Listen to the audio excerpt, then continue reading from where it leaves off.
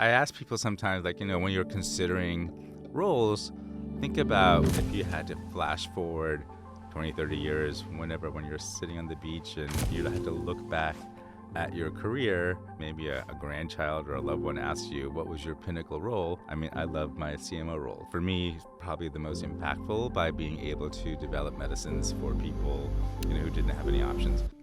I can imagine. But that's really not the case. My first year as an intern in pediatrics, the first cardiac arrest code that I went to was a child with bronchiolitis and SMA, and ultimately passed away. SMA, spinal muscular atrophy, the genetic disease, robs infants of their physical strength, and many, unfortunately, die before the age of 2. And at that time, there were no treatments. But then, flash forward 20 years later. Last hour, approved the first drug to treat the devastating genetic disease, spinal muscular atrophy. It's the greatest Christmas gift my family could have received. It's my granddaughter, Scarlett, born with that condition. Being able to be part of a team that created a new medicine for a previously untreatable condition, that was pretty powerful. Before we wrap up, Amit, what's the most exciting thing for BlueRock's next stages? We're in clinical trials now. People with Parkinson's disease have run out of therapeutic options, and to see if cell therapy can actually restore function and restore the brain cells that they've lost to disease.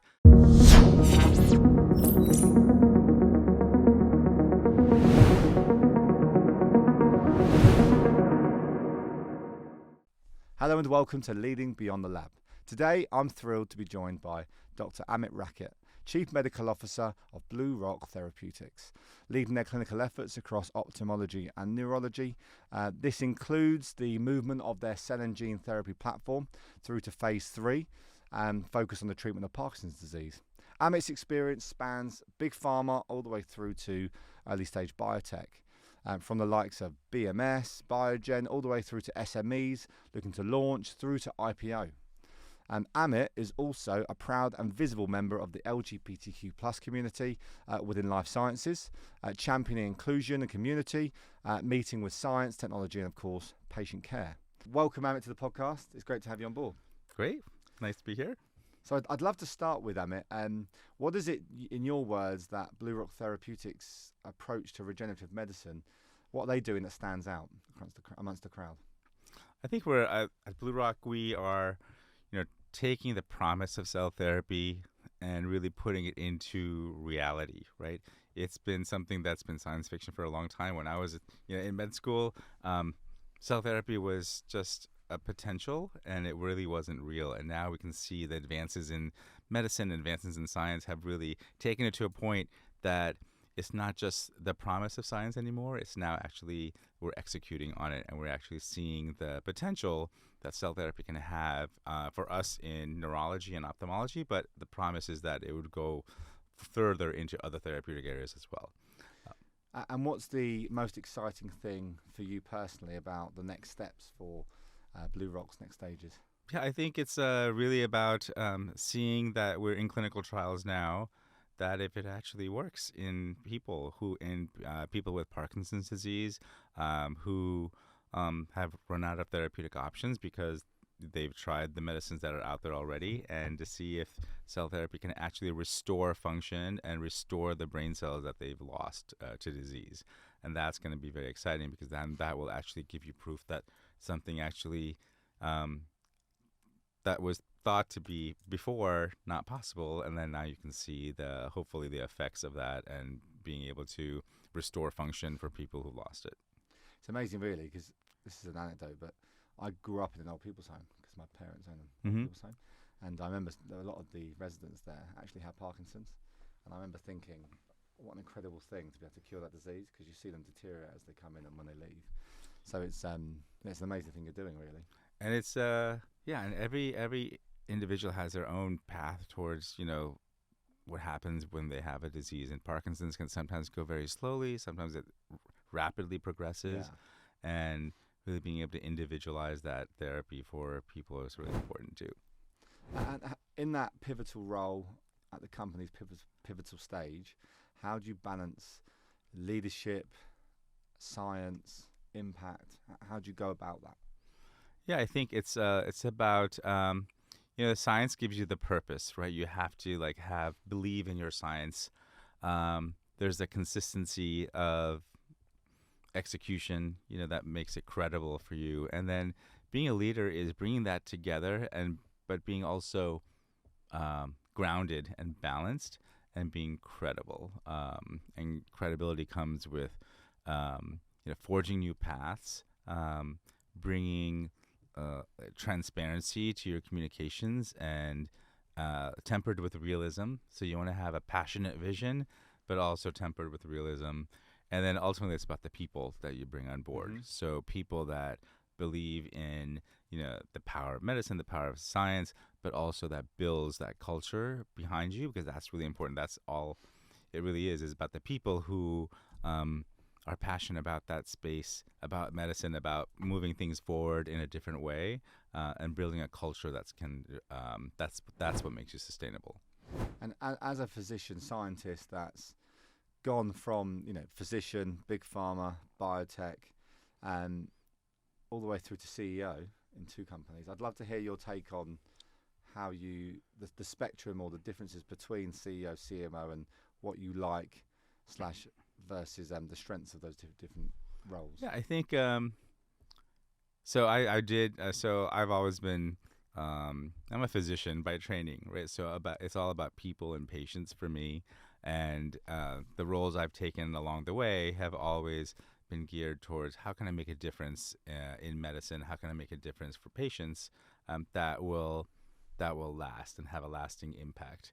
And so I look at the CEO role and the CMO role, which I have currently. They're just different roles in a company. I used to think that the CEO is a kind of the pinnacle role that you want to get to and strive towards, but that's really not the case.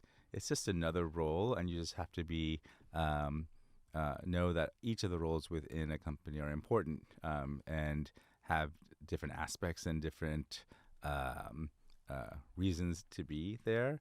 For me, I'm much better in the chief medical officer, leading teams, thinking about development, thinking about the impact it has on patients.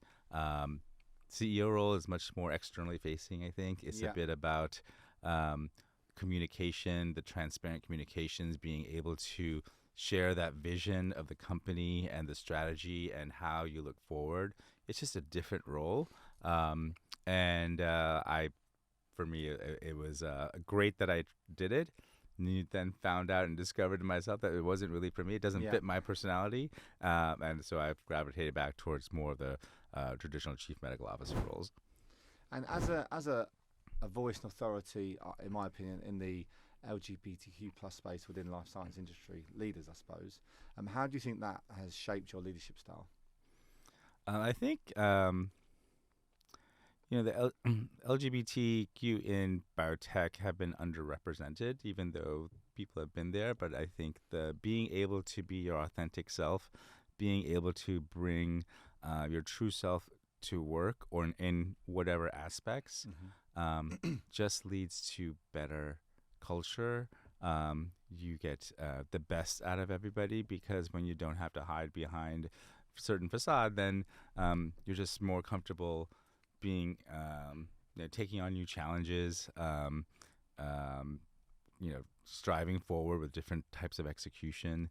For me, I think that authenticity is very important, and being able to be visible, being authentic, I think helps encourage other people to come out as well and be their authentic self.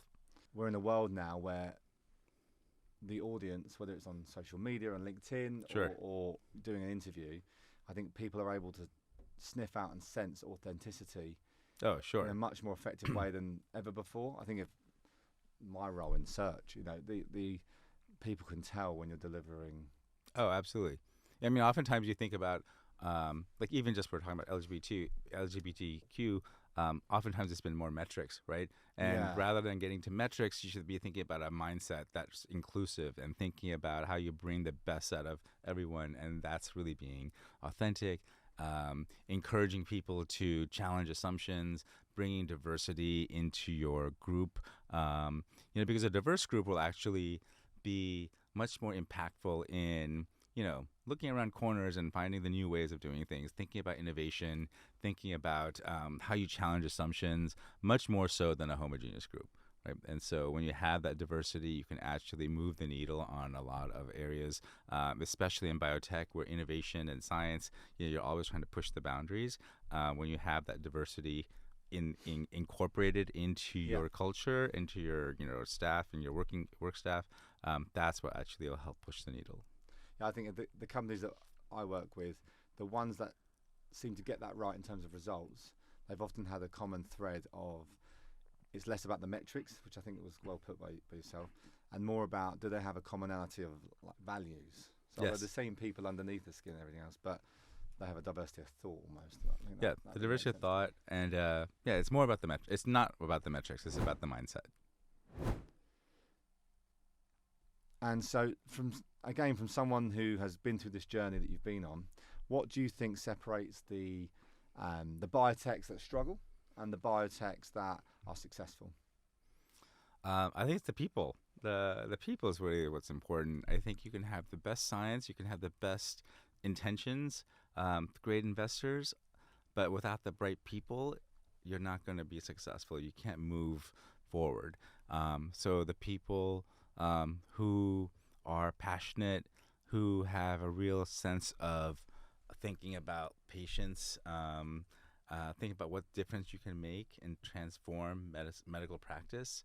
And there's also the transparency within the company about communicating. So people trust what they know, right? So the more you communicate and you over-communicate, people understand.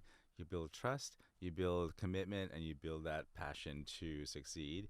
And those are the companies I think that do really well. But how does that when you factor in bold science, good people, and then manage that alongside or coinciding with investor expectations, either as a CMO or a CEO? Because I often think the CMO is the person that investors want to talk to most of the time. So absolutely, I'd love to hear your thoughts around that. Yeah, I think the investor world, you're taking a chance on bold science, and so I think investors want to see bold vision from the company, tempered with reality. Yeah. Right? You have to be realistic as well. So when you can combine the two about a bold vision with people who've got solid science behind them, basically ability to execute, but also be realistic about what the team can accomplish, and that adds credibility, and I think that adds what investors are looking for, that kind of balance of bold vision with clear execution, and tempered with reality. Yeah, and with when you if for the audience that's listening, there's going to be lots of physician scientists who are looking and considering going into the pharma world or industry or biotech. Could you share some insights or some of the lessons that you've learned along that journey, and what's taken you to where you are today in a senior role and a big influencer in the as a CMO at BlueRock? Sure. Hey, I never thought I was going to go into the industry. When I was, in med school and then went into my residency and fellowship, I thought I was going to be in academic medicine, for the future, and didn't think about industry at all. But then, in medicine, you are able to touch one life at a time, while in biotech, I can potentially touch thousands, millions of lives with the work we do. And that impact that scalability is what drew me to the industry, being able to have an impact on not just one patient, but hundreds of thousands or maybe millions of patients. And if I look back at some of the areas I was fortunate enough to be part of, in large pharma with Plavix, I was part of the original Plavix team, which was an amazing compound to work on. I worked on Spinraza in the rare and orphan disease space with Biogen, one of the first treatments for spinal muscular atrophy, when there was no cures or no treatments at all available. And now working on cell therapy, where the promise of cell therapy could also just change the course of an illness, change the course of Parkinson's disease, potentially restoring function change the course of certain types of blindness where people hopefully will be able to see again. Those are really impactful, and for Yeah. me, it's been that journey has been still rooted in the the passion to do something transformative for patients. So it's still the patient at heart, but now at a broader and bigger scale. I mean, it's massively fulfilling, isn't it? I mean, blind people are able to see again. You can't think of many Yeah, I things more mean, fulfilling. I ask people sometimes, like, when you're considering roles, think about, I mean, what is your pinnacle role, right? If you had to flash forward 20, 30 years, when you're sitting on the beach and just retired, and you had to look back at your career, and maybe a grandchild or a loved one asks you, what was your pinnacle role? It may not be your last role that you ever do, Yeah. but what was that one kind of peak role for you? And that's when I think about, I mean, I love my CMO role. I think was for me probably the most impactful, by being able to develop medicines for people who didn't have any options. So when you think about like going into the industry, as you mentioned, like people thinking about careers here, why is it that you're going into that career? What is it that you want to accomplish? Does that really meet your kind of expectations as your career aspirations? And then how do you get there, right? And there's many paths to get to there. And for me, I would say, like many people, it's a zigzag path. There's no straight linear path to different roles. I've just have been fortunate that I found roles that I enjoyed. I like the people I work with, and for me, it was meaningful work. What do you think separated you, though? Why do you think you've been able to get to the very top? Relatively I quick think there are many time? people that get to the top. I don't think I'm anything special. I think it's a love for the science. It's a love for the medicine, the human aspects of working with patients, and the empathy you really have to have, thinking about people who've got illnesses, and people don't ever want to be sick. You don't choose to be ill. It just happens, and being able to find the people who want to make a difference there and really make life better for people who are ill, I think that's something that's fundamental.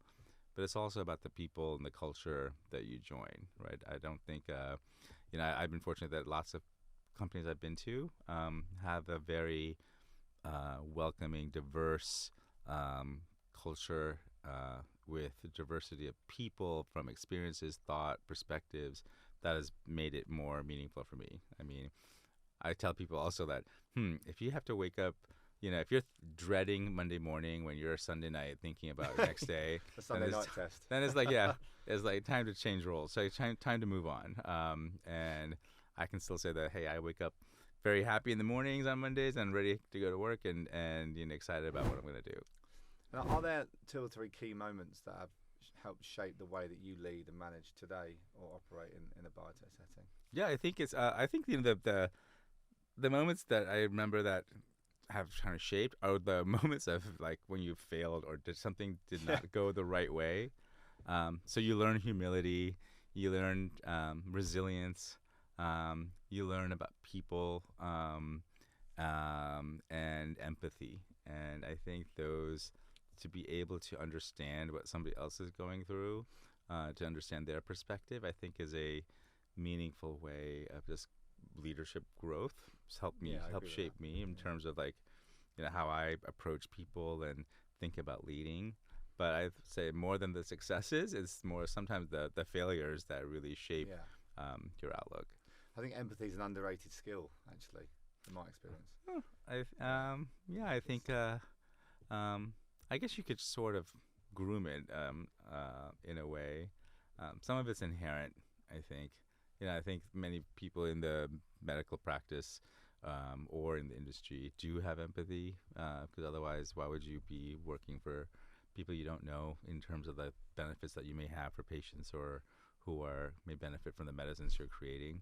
There has to be a bit of empathy there. If you're in it for the money, it's not the good idea for you to go into it, right? So there are many successes, but there are many, many failures, and you have to be really resilient and keep moving. Moving forward, and if you can have that, that's really gives you the kind of the strength, momentum to keep going. And what's you touched on a few of them earlier, but are there any standout achievements that passed the deathbed test, if you like, and you think, right, they are those 1, 2, or 3 achievements really are the reason that I got into this industry in the first place? I think the SMA story is one. So when I was a Sure. resident, my first year as an intern in pediatrics, the first cardiac arrest code that I went to was a child with bronchiolitis and SMA, and ultimately passed away. And at that time, there were no treatments for children with SMA, especially the most severe type. And then flash forward 20 years later, being part of a program that brought the first oligonucleotide therapy for SMA, and then now is marketed and on the market and making a big difference, and has completely changed the path for people who are diagnosed with spinal muscular atrophy. And I think that's been really rewarding to see when there was, my beginning of like my medicine training, when there was no treatments, to then being able to be part of a team that created a new medicine that for a previously untreatable condition. That was pretty powerful. I can imagine. And when you come to building your teams, what qualities do you look for to build that? What are the things you double down on? Yeah, I think passion, I think commitment, I think diversity of thought, different experiences. People bring different experiences from all their, throughout their life. And so not having a cookie cutter approach, just really building different perspectives and his experiences into your team. Someone who is actually transparent and can communicate well, and I think, like I mentioned, authentic, right? Who can really be themselves, whatever their background is, and bring that to the table as well. I've built teams where even in industry, so many different backgrounds. I've had people who were English literature majors and graphic designers and engineers and medical specialists. All of that together builds a pretty powerful team when you think of the possibilities and think out of the box, to bring a real group together that can drive your programs forward, execute, but also is fundamentally is there for patients.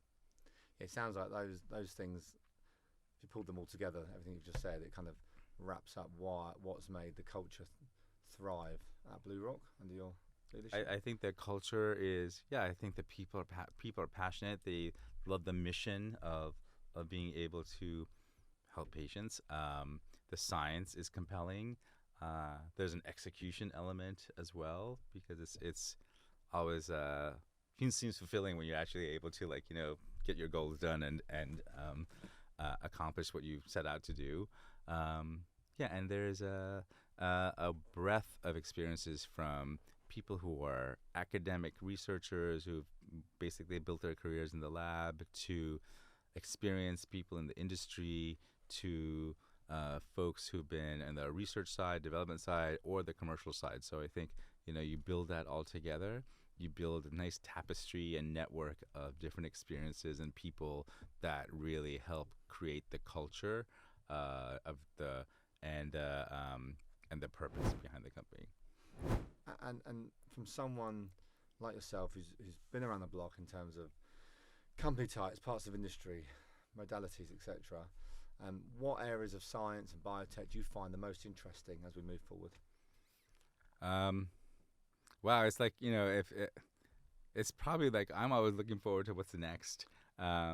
Science kind of moves forward so quickly, and if you look at like when I was in med school, like neurology was an area that didn't have a lot of therapeutic options. If you had a stroke, basically it was more supportive care, and other neurodegenerative conditions didn't have a lot of therapeutic options as well. But now that's completely changed, right? So I think the kind of the aperture is opened up for potential treatments and new approaches in neurological conditions.